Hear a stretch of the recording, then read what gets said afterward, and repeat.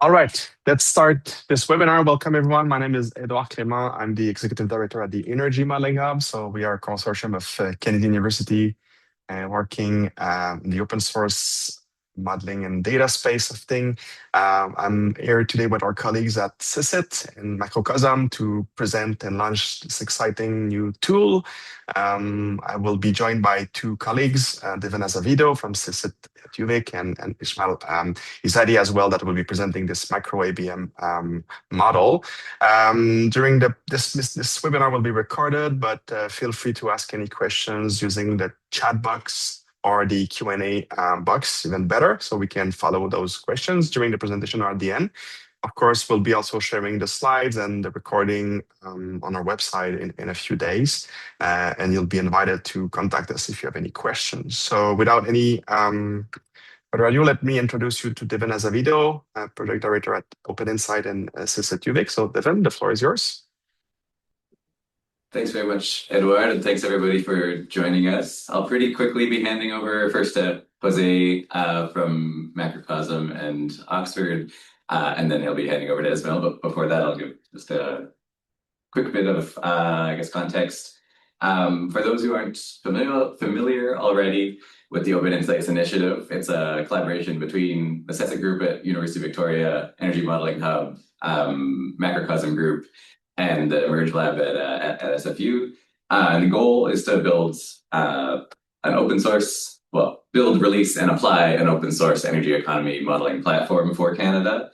And I think probably as a few people, at least on the call or the webinar, are already familiar, we've done a few of these webinars before, but they've so far only focused on kind of the energy side of the energy economy platform. And so one of the reasons we're particularly excited about this webinar is it's the first time we're sharing more details about the economy side of that energy economy modeling platform.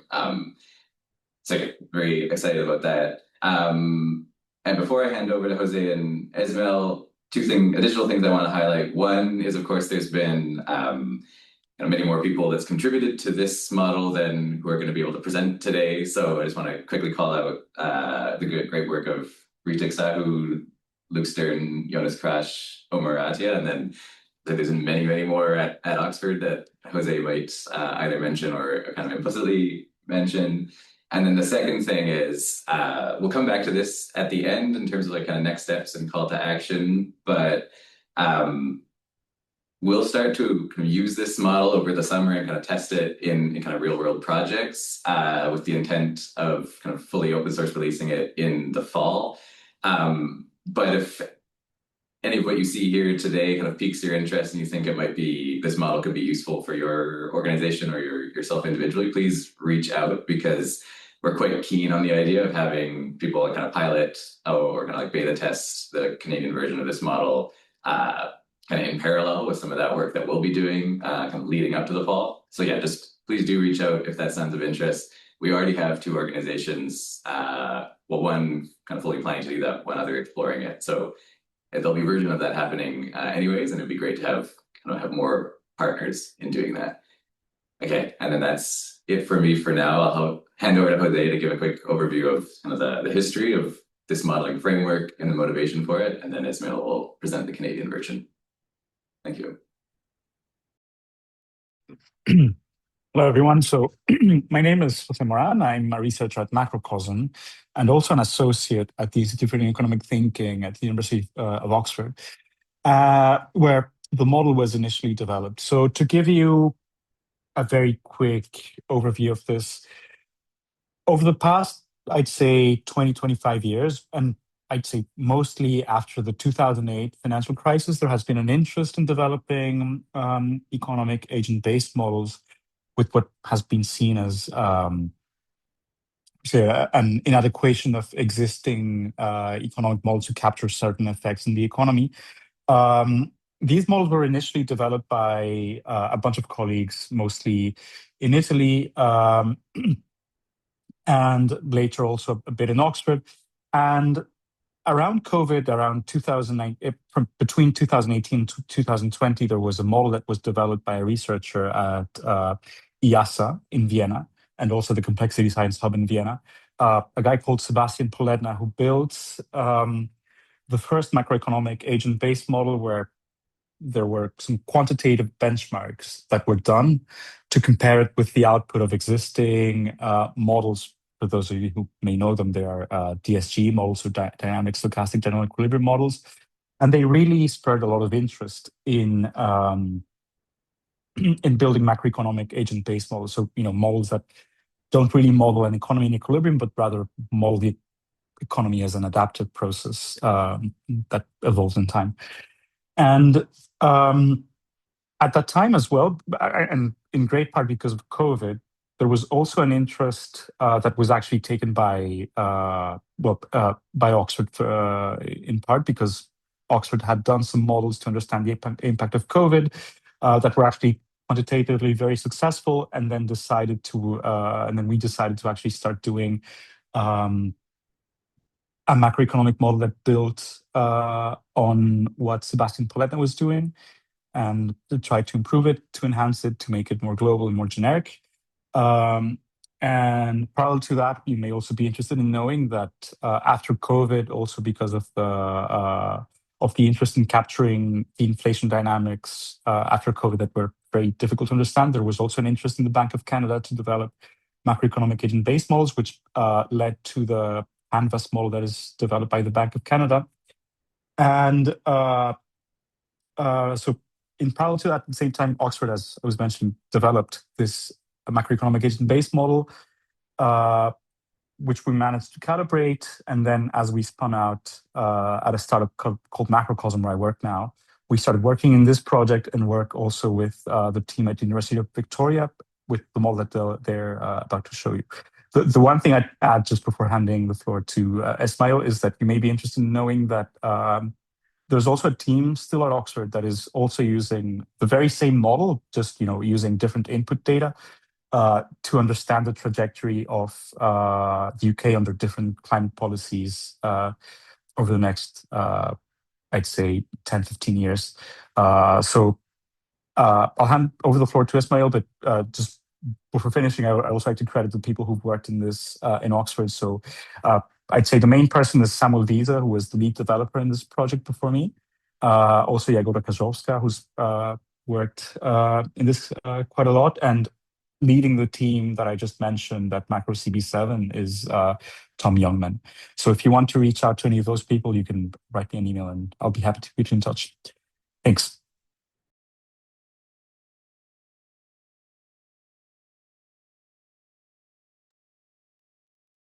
Thank you so much, Jose. This was great. And Devin and Edward, very grateful. Very happy to be here with you, and thanks everyone for joining us today and taking the time. I'm recovering from a slight cold, so I do apologize if my voice is not in its full form, but I will be super happy to talk about MacroABM Canada, and then take your questions and have a discussion about it with you. So this will be an intro of the capabilities of the model, what we have done to go from the MacroABM model that Jose mentioned to the Canadian version. So I'll give you a brief intro, recent development, some of the works that our colleagues at CESIT have done on this.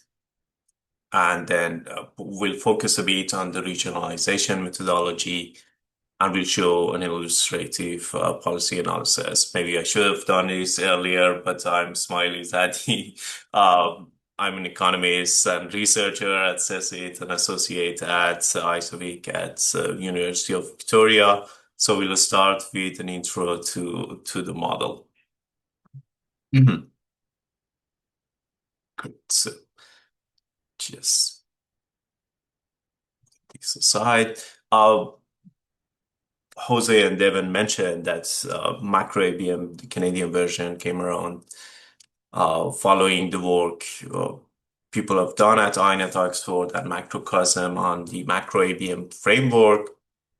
What we do is we try to make the model capable of speaking to special Canadian needs in policy analysis. So for that purpose, we do add some rather richer sectoral details, especially for the energy sectors. That will be our focus in starting to do the policy analysis. And then to make it, again, more localized, we do add, instead of just having agents being initialized and aggregated in a country, we do have the provinces and regional economies presented as well. And then we also add, try to use this amazing feature of agent-based modeling, its modularity, to add some modules that makes us capable of presenting energy systems and but adding more micro data when it comes to, for instance, labor ABM at this point. So our use case, especially for the illustrative policy analysis that I'm going to be showing today, is that we try to develop the model with an eye on integrating it with energy systems and with the 5-year time horizon that energy systems often be used. Some recent developments on the model I can mention. I will be talking about the regional IO tables and Devon about the energy module integration. But we have also, it is a collaboration with MacroABM and some of the work our colleagues have done on, productivity enhancement in the model, adding some features to make the model speak to carbon pricing, and some of the other policies like OBPS have been now added to the main fleet of MacroABM as well. So that's some of the recent development. And then we come to the key questions, like why agent-based modeling for policy analysis? And then I ask why do we need ABMs for Canada? I think at this point, as Jose mentioned in his brief talks, agent-based modeling is coming to a maturity that can showcase its, forecasting ability, doing a better job at that, and its ability to capture more heterogeneity and leverage that to show how risks and impacts spread across networks. And then, because of those two reasons, not limited, but mainly for those two reasons, we see an institutional uptake in use of agent-based modeling, especially for the central bank. And it's might be, we know that Bank of Canada has developed its own agent-based modeling canvas. And interestingly enough, they have used that to model something that's more, benchmark models haven't been able to fully capture the cost push inflation. But Bank of Canada was not the first, and actually one of the first pushes came from Bank of England. And funny enough, the governor at that time was the PM Mark Carney. So we can see that central banks are now using the model more and more, and Bank of Spain and Bank of Italy among them as well. But then what is when we think of Canada and policy analysis in Canada, what is it that agent-based modeling can do that some of other models either cannot, or agent-based modeling can be a complement for those?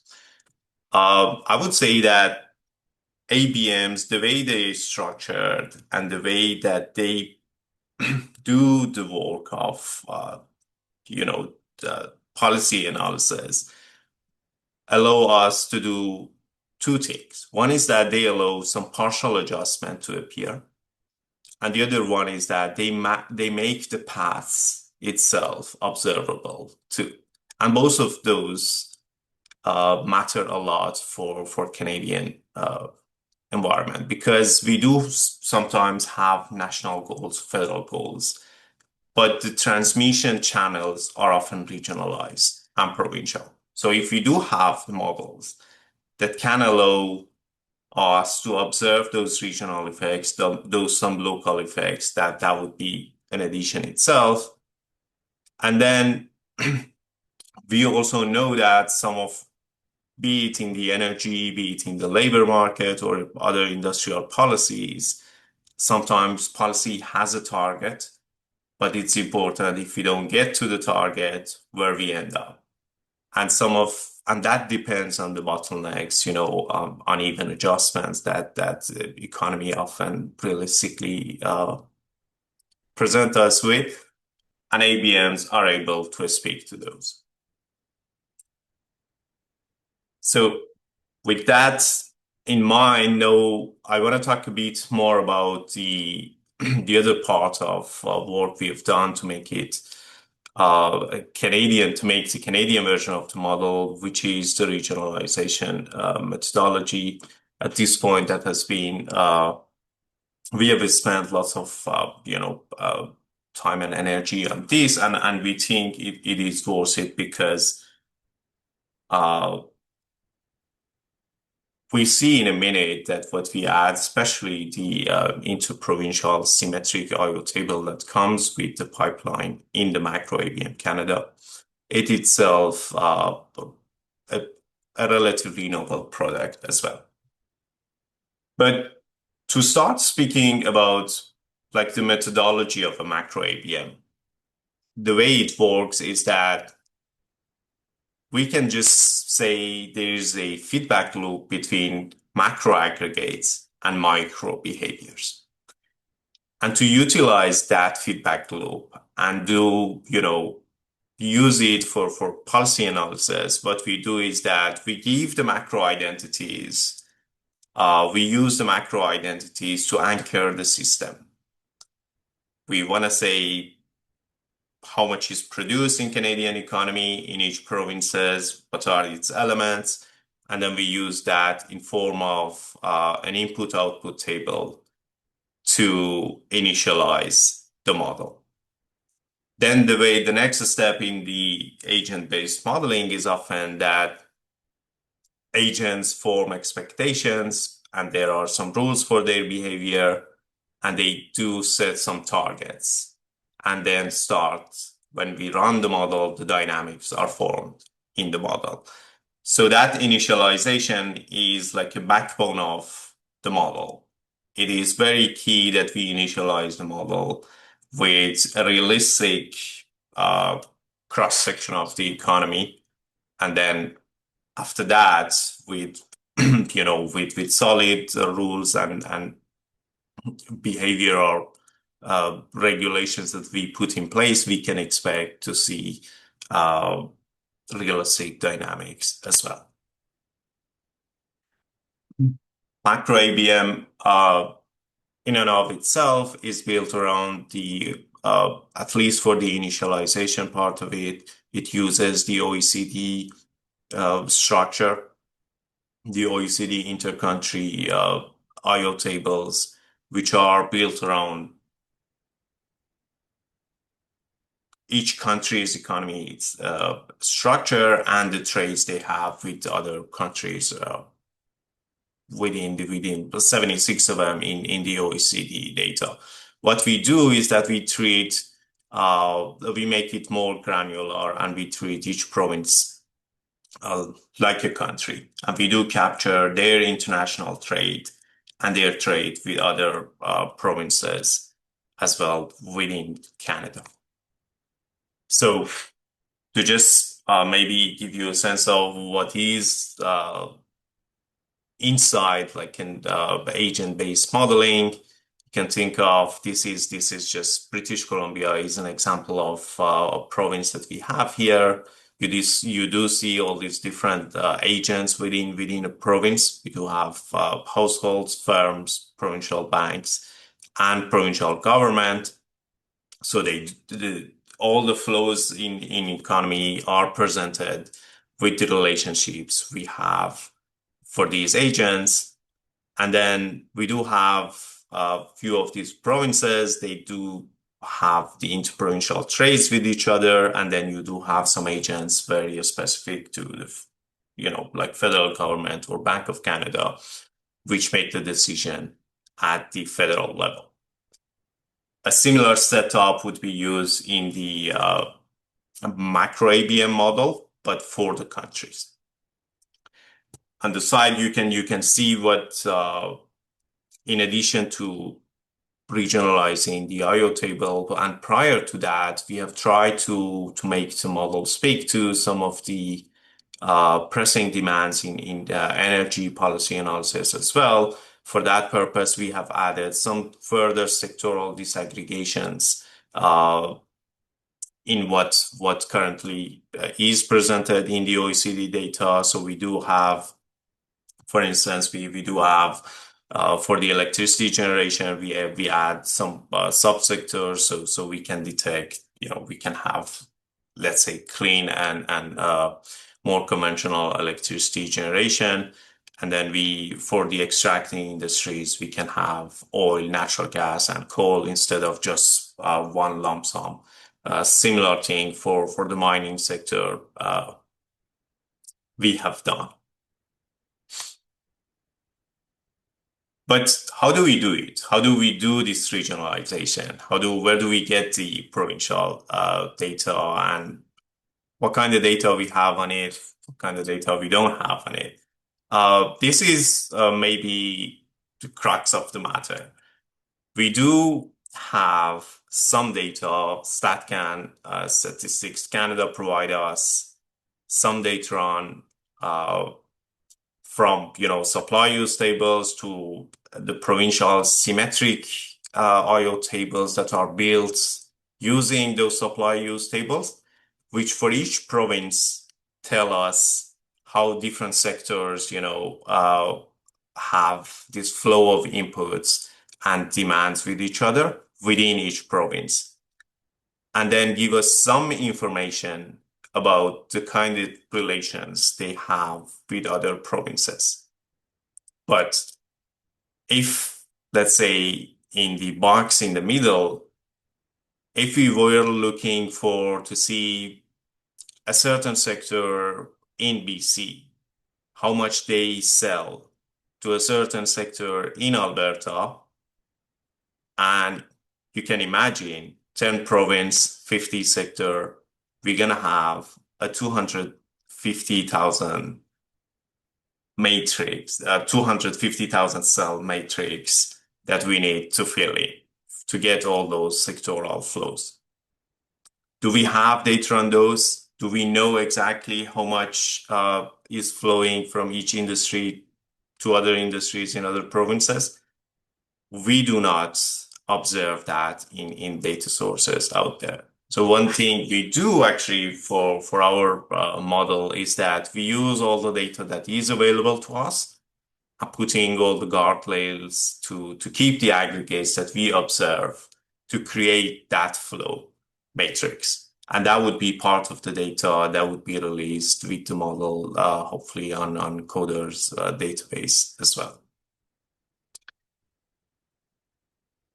Now, with all that in mind, this is with the part of the work that we have done to initialize the model, at least give it some solid base for macro aggregates, and know that model is able to, initially talk to the needs of us, talk to the kind of macro analysis that we need.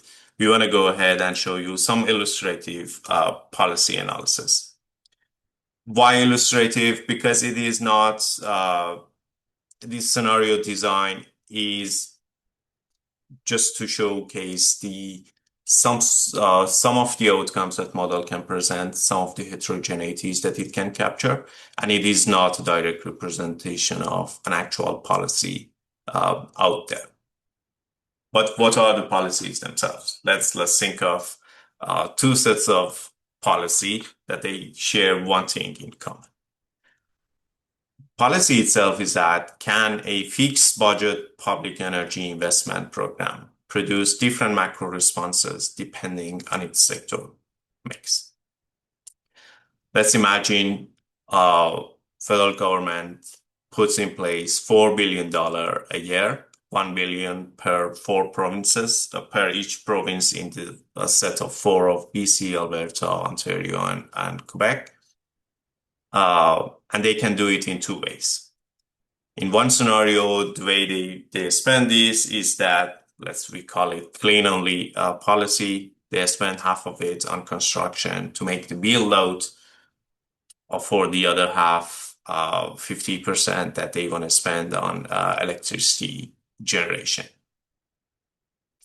And in the mixed basket, they still spend some 30% of it on construction, 30% on electricity generation, but then also they spend 30% of it on fossil fuel refining and extraction, and 10% of it on transport to get the demand mix for each policy right.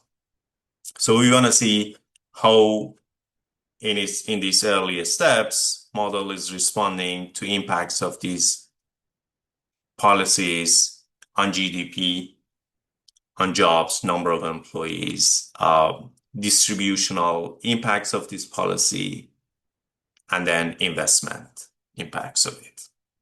Let's start with the GDP. So for the GDP, as you see, what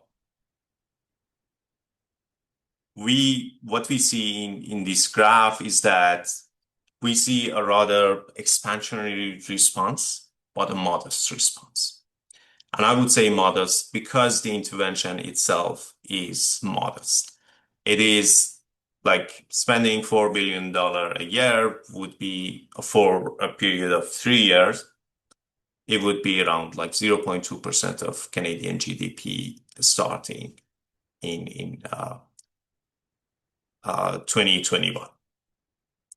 And what we see on the graph is that we actually see within the intervention period a rather similar response from both sets of policy, and then a longer lasting impact for the clean policy on the GDP. You can also see some bands around these average effects you see, and that's one of the features of ABM modeling because these models are able to stochastically initialize some of the parameters. So you can run the models across multiple seeds and then show the average, but also show the spread bands around the averages as well. To talk a bit more about the impact, what's interesting that we see here is that, and it was a good starting point for us to see, was that a recent economic survey of empirical studies on fiscal interventions have shown that, fiscal interventions have the capacity to show a multiplier impact of like between 1.3 to 2. Like if you spend an additional $1 in an economy, government spending, that might increase local GDP by 1.3 to 2 times. And that's very much what we see from the results we get from the model, even with the limited initiations that we have had so far, which is promising in a sense that this survey is summarizing the studies on empirical finding. It is not necessarily what we see in, other modeling exercises in terms of like the likes of CGE and DSGE. So they might actually show a more limited impact, but real world studies done after the interventions are implemented show there are some impacts. And our model is showing that. But GDP is not the only thing we can speak about. We can also see the impacts of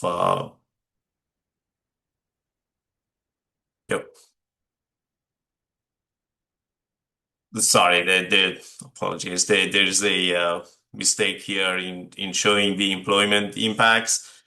So we can see the impacts on the household income, Gini. The impacts on employment actually were positive. We could see a stronger result for mixed basket unemployment. We just had the error of copying the wrong graph. But when it comes to the income distribution, we see that again, a rather similar impact for both baskets during the intervention period. But after the intervention ends in 24, we see the clean policy seems to have a relatively stronger impact on income distribution in terms of lowering the income inequality. And finally, one thing that is of real importance when deciding about these public policy intervention is what would be the impact of increasing government spending on private investment. Because there is this prior with these, conventional models that it might lead to crowding out some of the impact, some of the private investment. We do actually see here that these interventions from the government might actually catalyze some of the private investment further as well. So in contrast to those priors, we see an increase in gross fixed capital formation, which is a proxy for investment that comes with these two policies, especially for the clean bond. The impact is relatively stronger. But then again, in addition to different outcomes we can get from the model, we talked a lot about the regionalization pipeline, and that matters for us because it makes us able to see some of the regional heterogeneity in the impacts as well. Here is just for the GDP. You see for Ontario, top left, BC, top right, and Quebec, bottom left, you see different impacts in each province. And why is that the case? Because we believe it very much depends on the sectoral mix of each economy. For instance, for BC, it might be a bit surprising, but we see that the intervention in form of a mixed policy, it shows a relatively stronger impact on GDP. It could be related that in electricity, when we spend more in the electricity generation, with BC already producing most of its electricity from hydro resources, there might be less room for expansion. But that's just a guess. And again, I do repeat that this is just for illustrative purposes. So it doesn't speak really to a real policy out there or realistic presentation of what's going on in each of these provinces' economies. So at this point, I will stop talking about. I just summarized what we had for ABM that it can offer us, and then I'll give it to Devin to speak slightly shortly about the energy system integration.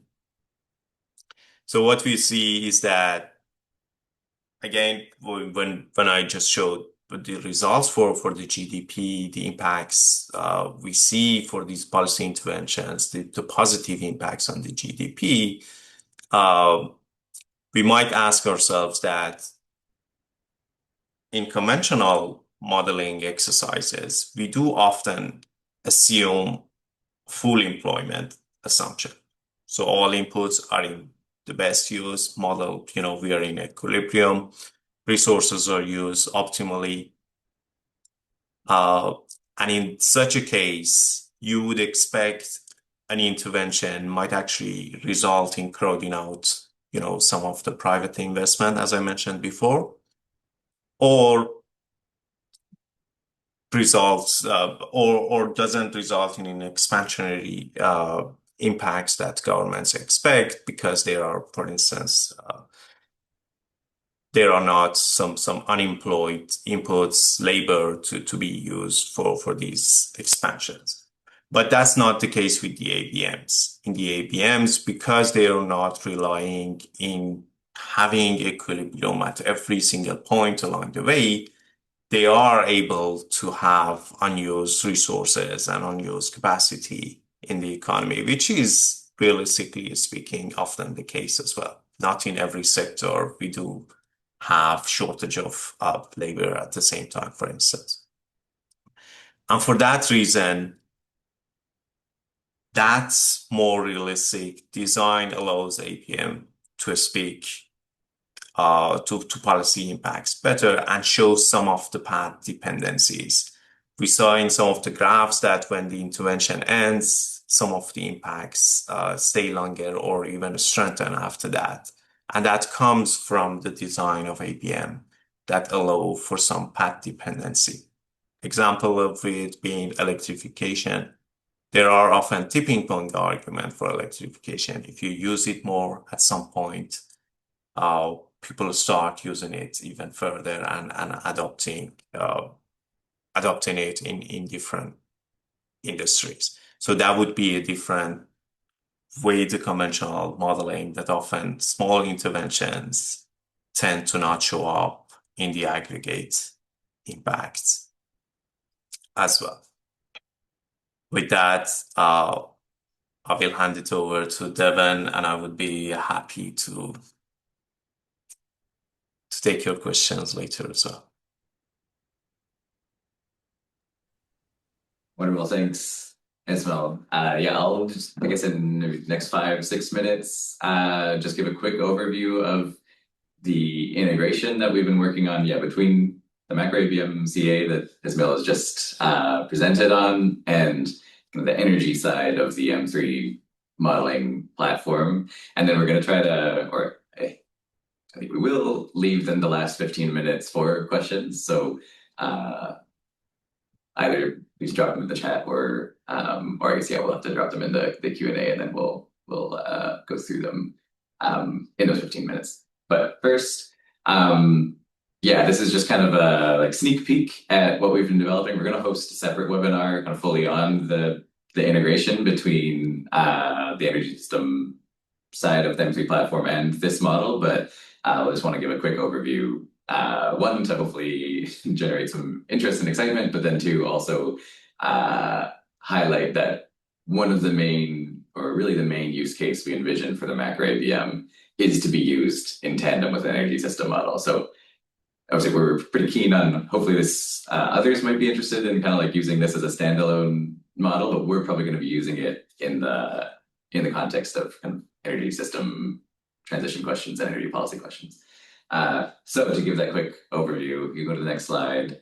I think we've seen, or I've shown this slide in a few different calls, so maybe some on the call or webinar have seen this previously. But what we're ultimately trying to build, and now we have a working version of, is the M3 platform with economic and energy system models integrated together to be able to produce kind of whole energy economy model outputs that are listed here on the right. So what you kind of expect of the combination of jobs, GVA, GDP, unemployment results, some of which Ismail just showed, but then through this linked workflow, couple that with details, kind of technology, deployment, power infrastructure, and in particular energy, commodity production, and trade flow analysis. So to achieve that, then we're integrating the MacroABM with energy system models. And if we do go to the next slide, that'd be great. Thank you. I'm not going to go through this in detail, but for now, we focus on integrating the MacroABM with the SIMS model from SFU Emerge. And SIMS is already integrated with Copper, so that to have kind of a dynamic linkage between them and SIMS and then the power sector represented by copper. And at a very high level, we have what we're describing is a two-way dynamic linkage between the two models.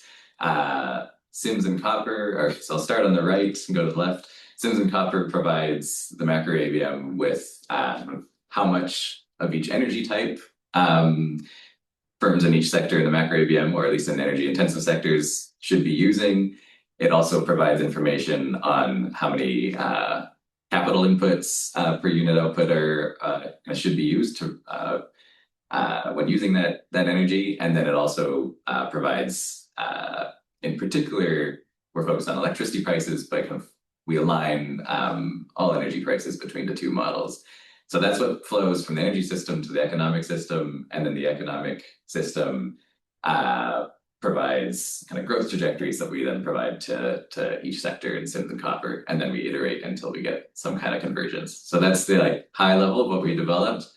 And then no, you're nailing it as well on the timing of this. Thank you. And then we've now developed that and have started kind of testing it. And so one of the recent tests we've done is exploring what happens if we allow copper in particular to expand interties, in this case in the Atlantic region. So we've had two scenarios in this case, one where we, under kind of current policies, constrain interties, one in which we let copper build out as many interties as they kind of, or expand capacity as much as it wants under this kind of least cost framework. And then we plug that in via the linkage that I just described to the macroeconomic framework and that iteration. And I'm not going to go into the details of those results, but I'll just show the next slide to highlight then what kind of mix of kind of economic and energy system metrics this allows us to get. It, of course, allows us to get things like total GDP rate change between those two scenarios, in this case for Atlantic Canada, but that could be broken up by province. It lets us understand, for example, wind capacity additions between those two scenarios, in this case by 2050, but then also a bit more detailed power system results, such as, in this case, reliability metrics like loss of load expectation, which I actually didn't mention this on the previous slide, but comes through the integration of a model called PRAS with copper, as well as impacts on electricity rates. So it kind of, we're already seeing, we can now start through this integrated framework, kind of build or produce outputs that kind of cover the range from kind of pure economic outputs to fairly detailed power system outputs. And that's what we're really excited to then start applying soon in real projects. And then on that, I guess I'll just return to kind of what I mentioned earlier, which is that we're going to start using this integrated model in projects over the summer, one to start producing hopefully interesting insights, but then also to test this integrated model further with the intention of then fully open source releasing it in the fall. But again, if you're interested in kind of getting early access and start testing and maybe contributing already before then, please reach out either at the email here at info@cmeemh.ca, or I also mentioned in the Q&A, you can reach out to me at devin@openinsights.ca, or through really any other way you have to contact Edward, Ismail, Jose, or myself, and it'll all obviously communicate and make sure it gets discussed and everything, and that we follow up. So yeah, really looking forward to sharing more as we kind of do more over the summer, but then also hopefully chatting to at least a few via potentially collaborations over the summer and beyond. I'll pause there and then we can go into Q&A unless you want to say anything before we go into that. No, I'll go to Devin. There's one question in the webinar chat, so not in the Q&A box, so you might want to look at it. So about output on carbon emission implication. Yeah, good point. We didn't mention that, but absolutely. That's one of the key reasons why we've integrated this with an energy system model. So the intention is where the energy system models kind of do a better job at representing certain outputs, we use those outputs. likewise for the economic models.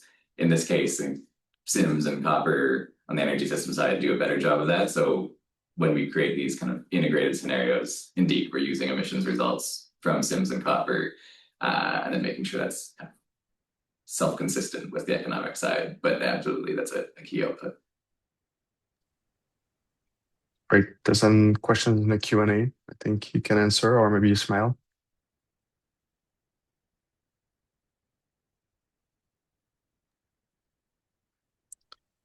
Let me see the question. Are there underlying hypotheses for consumers and firms' behavior in the ABM comparable to the utility maximizing or profit maximizing other economic models? Yeah, that's a great question. Maybe to just repeat it again.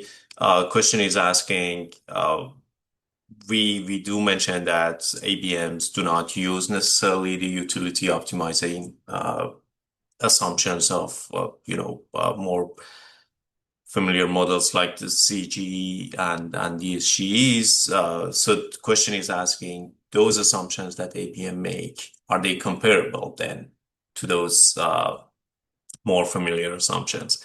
We would say they are comparable, but they do have differences because sometimes for utility maximization, you do also need to assume, a comprehensive rationality and assign it to the model, to the agent.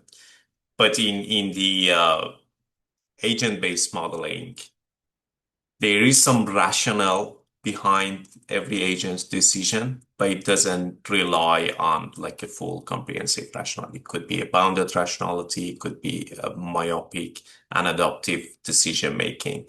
So there are some rationale, but it is not exactly the rationality behind the utility maximizing behavior. Do you want to add anything to that, Jose? So you came off camera. Yeah.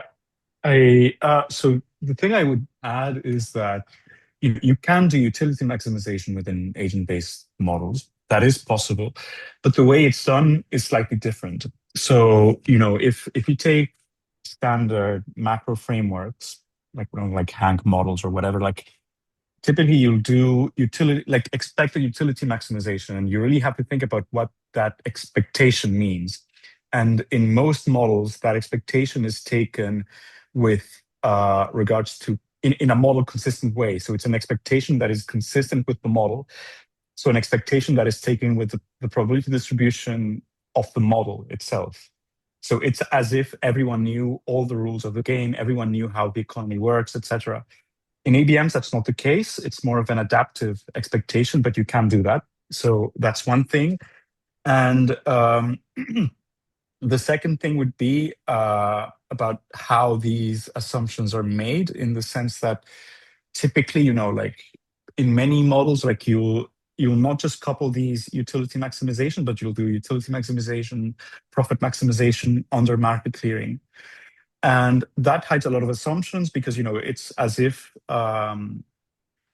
you are effectively abstracting away, on the one hand, the learning process that the agents undergo to reach that rational expectations equilibrium. On the other hand, you're also abstracting away the market clearing, I'd say, tâtonnement process, whereby, the market clears. So I'd say those are the two main differences. And maybe I'll just quickly add to give kind of like a concrete example. In the MacroABM CA, kind of as the default configuration is that, for example, firms, they are looking at their profits and they're making decisions to try and increase those profits. So it's very much, it's not kind of a strange behavioral rules that you wouldn't see mapping onto real behavior, but there is profits that the firm is focused on trying to increase. So definitely parallels to kind of what you'd expect from other types of models. Going to the next question thanks for the presentation. I heard speaker mention that ABMs allow for a situation where there's no equilibrium in some sectors of the economy. Our estimates of the distance from the equilibrium part of the output are part of the output of the ABMs. Esmail or Jose, do you want to, I think you can give a more intelligent answer to that, and I can. Okay, Jose, want to start? Yeah, I mean, so I guess the quickest answer would be saying, in a sense, yes, because, for example, if it depends on what part of equilibrium you're thinking of. Because, for instance, if you're thinking about market clearing equilibrium, you can measure the distance to market clearing just by looking at, by how much are supply and demand offset. That's one possibility. Then you can also do things like look at if you're thinking about rationality and you're thinking about, for example, systematic strategic errors that the agents are making, then yes, you can measure that. But it's a bit harder to measure, I'd say. But I'd say in principle, these things are roughly possible.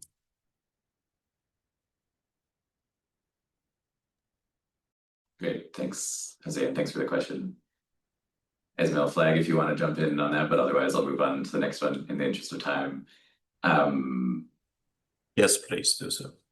Okay, great. Brad, on your question on linking the MacroABM and Sims Copper, yeah, is the average of the MacroABM ensemble of runs passed through the link, or is each path passed? For now, it is just the average of the ensemble, as we're trying to, I guess, keep it computationally tractable. We've definitely discussed like whether, in theory, certainly on some of the cloud resources, we could then kick off parallel scenarios, like I say in Sims Copper, then take, I guess at some point we need to collapse that down to not just have expanding the numbers of parallel simulations as we do multiple iterations, but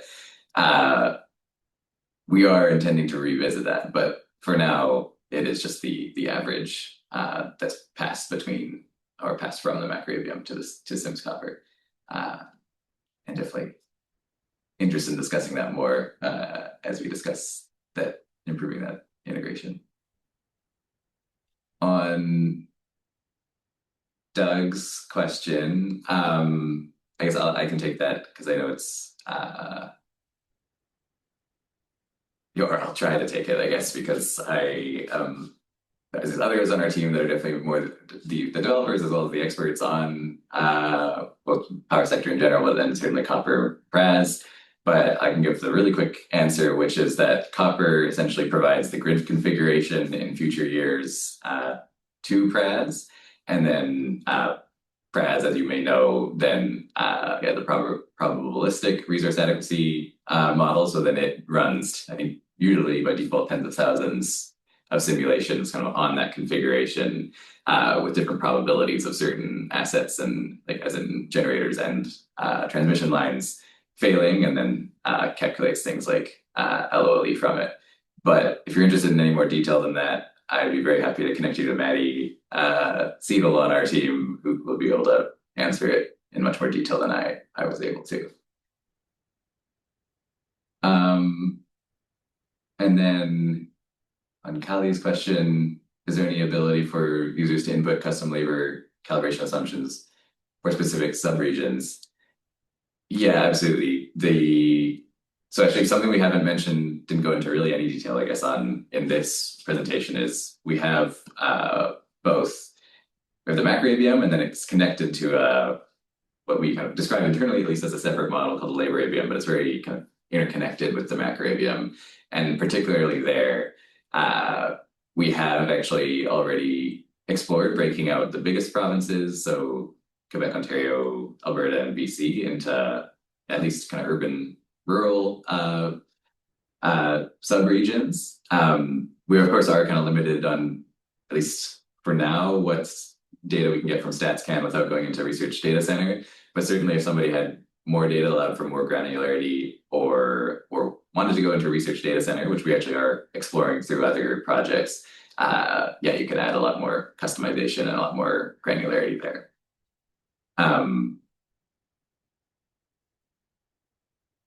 And thanks, Edward, for this question, answering this question in the chat. And then I'll just take the last one in the Q&A.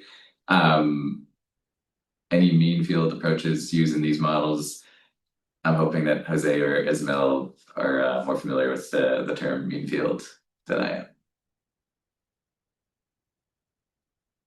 am.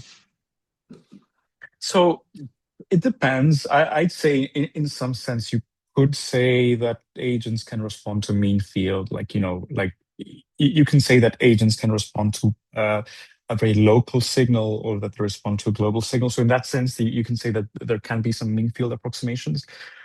But I'm not sure that's what the person who asked the question had in mind. I guess it is used. I mean, it is used in the sense that in some cases you are using aggregates for your decisions, but I wouldn't say that it's the same thing as the mean field approaches that are used, I don't know, in game theory or in physics, where you reach like these self-consistent equations, because those make sense in those cases because they are a simplifying assumption, whereas the whole point of ABMs is to not use them. So I also try to look at these ABMs sometimes to understand them and do simplified mathematical models of them. In those cases, you can do mean field approximations to like build analytical models of the model in a sense, but you don't really use them in the simulation itself. It kind of defeats the purpose. Amazing. So we'll have to end this here because of the time. So I want to thank Jose, Ismael, Devin for this presentation. So usually we'll be posting the recording, the slides on the website. I'll send an email also so you can easily find it. Stay tuned for our next webinar. So there was the questions about PRAS. So the next webinar will be about PRAS, early July. So make sure that you follow us on LinkedIn and newsletter to attend the next webinar as well. And as mentioned by Devin, feel free to reach out if you have any unanswered questions. I'm sure Jose and Ismael and Devin can answer those by email as well. So thank you so much for attending this webinar today, and hopefully we'll see you soon. Enjoy the rest of your day and take care. Bye everyone. Thanks all. Thanks, everyone.